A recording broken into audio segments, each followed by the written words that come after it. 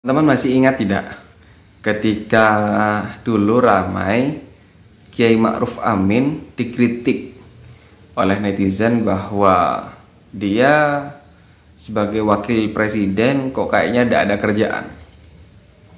Jadi kontribusinya itu tidak signifikan gitu loh. Apa yang dikerjakan, terus kemudian tupoksinya apa, publik itu tidak tahu. Makanya kemudian dikritik.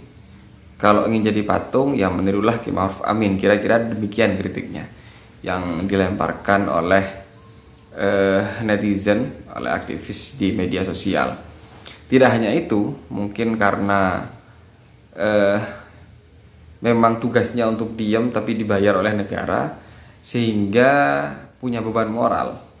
Lantas kemudian dia sudah terpilih dan 1 tahun menjabat sebagai wakil bupati. Karena tidak kuat dengan itu, karena punya beban moral kepada pemilihnya atau kepada masyarakatnya, sehingga dia mengundurkan diri dari jabatannya sebagai wakil bupati. Siapa dia?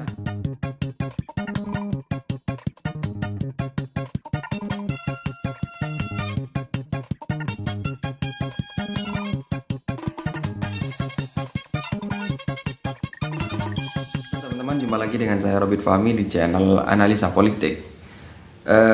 Teman-teman semuanya mungkin sudah tahu ya informasi soal Luki Hakim. Dia mengundurkan diri dari jabatannya sebagai wakil Bupati Indramayu, di mana dia mendampingi Bupati Ana kalau tidak salah. Lah, alasan Luki Hakim ini mengundurkan diri karena dia merasa punya beban moral kepada masyarakat Indramayu yang telah memilihnya.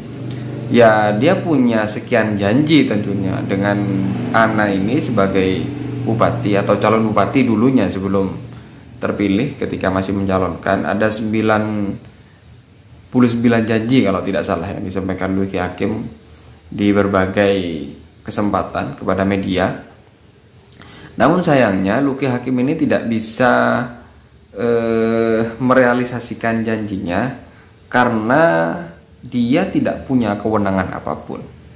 Bahkan ya sialnya nasib si Luki Hakim ini, dia beberapa bulan mungkin masih dikasih fasilitas berupa Satpol PP, terus kemudian ajudan, protokoler dan lain sebagainya masih lengkap. Tapi setelah beberapa bulan, 6 bulanan kalau tidak salah katanya Luki Hakim, itu diambil satu-satu. Setelah beberapa bulan kemudian lagi hilang semuanya. Jadi Luki Hakim tidak punya ajudan, tidak punya protokoler, tidak punya tukang ketik. Dia sebagai wakil bupati kerja single factor itu. Yang anehnya lagi, Luki Hakim sebagai wakil bupati dia tidak tahu bahwa dirinya diundang oleh DPRD. Jadi Luki Hakim itu tahunya dari media massa, kan aneh ya. Tapi kemarin Luki Hakim ini sempat datang di podcast Uncensored itu. Siapa? Lupa saya namanya. Tapi yang jelas di sana dijelaskan, kan dipaparkan waktu podcast apa sih tugas wakil bupati gitu ya. Jadi ternyata tugas wakil bupati ini menunggu perintah atau arahan dari bupati. Ini kan tidak jelas. Jadi tugasnya itu tidak jelas. Kalau bupati tugasnya jelas, ada rinciannya, ada sekian poin yang harus dilakukan oleh bupati. Lah, wakil bupati ini harus menunggu perintah dari bupati. Lah, kalau kemudian bupati tidak memberikan tugas apapun, seperti yang dialami oleh Luki Hakim, maka dia sebagai wakil bupati ya tidak ada kerjaannya. Ya, sebagaimana yang disampaikan Luki Hakim, dia hanya mendatangi undangan yang ya mungkin masyarakat atau kemudian pemilihnya dulu yang ingin mengundang Luki Hakim untuk datang ke acara. Jadi Luki Hakim hanya sebatas ya berkegiatan seperti itu saja. Tidak punya kewenangan apapun. Dia tidak diberikan tugas yang ya apalah kayak ya. Tapi kalau lihat pendapatan yang diterima Luki Hakim, bahkan itu tidak semuanya Luki Hakim terima ya. Uang makan dan minum itu katanya sudah tidak diterima. sudah tidak terima karena memang merasa tidak pantas. Tapi itu pun per bulannya itu sudah nerima 150-an juta. Jadi kalau dikalkulasi selama 1 tahun itu sudah hampir 2 miliar pendapatan seorang Luki Hakim. Nah, kejadian semacam ini sebetulnya bukan hal yang wah gitu ya. Karena kenapa? Ya sebelumnya kita tahu bahwa yang namanya wakil itu rata-rata tidak digunakan, tidak difungsikan dengan baik. Jadi dia hanya sebatas figura saja sebagai pelengkap, atau mungkin kenapa dia dikirim menjadi wakil bupati karena dia punya popularitas, terus kemudian punya basis massa, sehingga si bupati atau dulu ketika menjadi calon bupati dia berpikir dengan menggait orang ini dia akan menjadi terpilih karena popularitasnya sebetulnya lebih kepada wakil bupati daripada bupatinya. Ya seperti yang dialami Luki Hakim.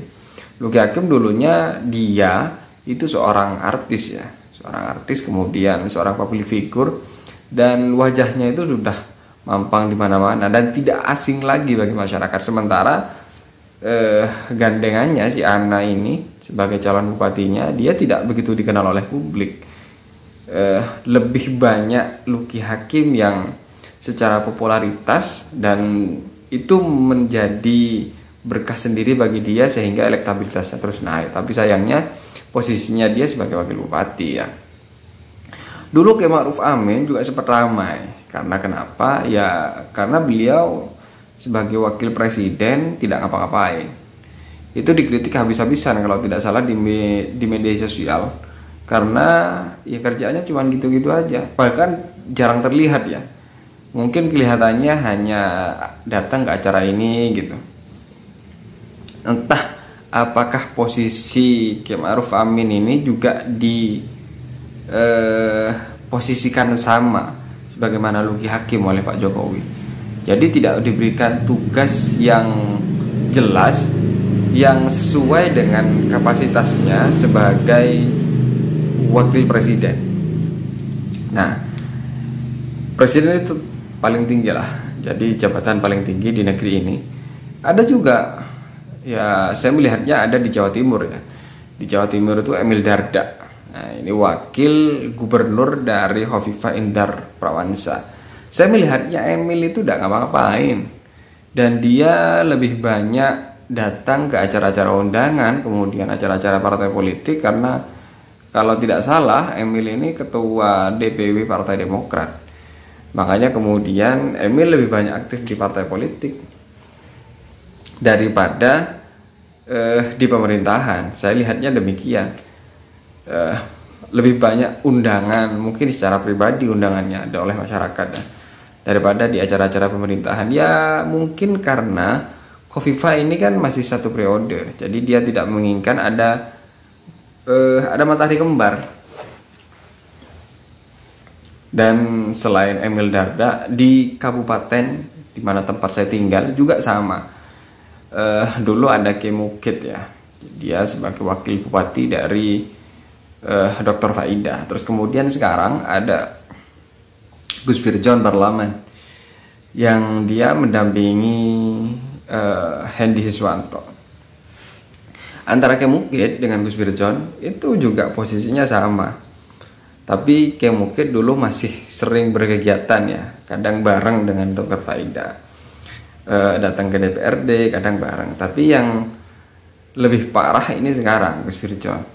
Karena kenapa? Saya sempat baca di media mainstream bahwa Gus Firjon ketika diundang seorang atau sedang berkegiatan itu tidak boleh diberitakan oleh bupati. Jadi Kominfo yang biasanya melekat kepada bupati dan wakil bupati untuk memberitakan kegiatannya itu tidak boleh diberitakan. Nah, ini kan konyol. Bahkan di berbagai acara atau banner sama halnya seperti yang dialami Luki Hakim.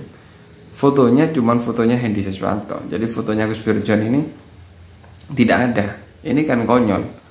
Sebetulnya Hendy ini bupatinya itu ya tidak memfungsikan lah sebagaimana mestinya wakil bupati. Walaupun secara aturan tugas wakil bupati menunggu tugas dari bupati. Nah, ini yang perlu dijadikan dasar oleh Kemendagri, terus kemudian oleh DPR RI untuk merumuskan aturan yang jelas gitu. Aturan yang jelas kepada wakil bupati agar ya tidak timpang, agar mereka bisa berjalan berdua untuk menyelesaikan visi dan misinya sehingga terrealisasi janjinya kepada publik, kepada masyarakat. Kalau kemudian single factor ini kesannya ya wakil bupati hanya sebatas dijadikan penggait suara saja. Seperti hanya Luki Hakim karena punya popularitas digandeng cuman pengen dapat suara banyak. Ya sama halnya juga di Jember ya. Di Jember dua wakil bupati, beliau seorang kiai yang punya basis massa jelas sehingga ditarik jadi wakil bupati, tapi setelah jadi tidak apa-apain, tidak dikasih tugas yang jelas. Nah, ini ya menjadi PR lah bagi pemerintah untuk merumuskan bagaimana tugas wakil bupati yang jelas. Kalau memang tidak bisa ya sebaiknya tidak usah wakil-wakilan lah, cukup satu aja, bupati, calon bupati, jadi tidak usah wakil bupati. Gubernur, calon gubernur, tidak usah wakil gubernur. Presiden, calon presiden, tidak usah calon wakil presiden. Nah, sehingga tidak usah ribut-ribut untuk mencari wakil presiden, calon wakil presiden ya. Cukup satu calon saja. Bagaimana menurut teman-teman? Silahkan berikan komentarnya dan kita diskusikan di kolom komentar. Dan jangan lupa di subscribe, like, dan share. Sekian dari saya. Assalamualaikum warahmatullahi wabarakatuh.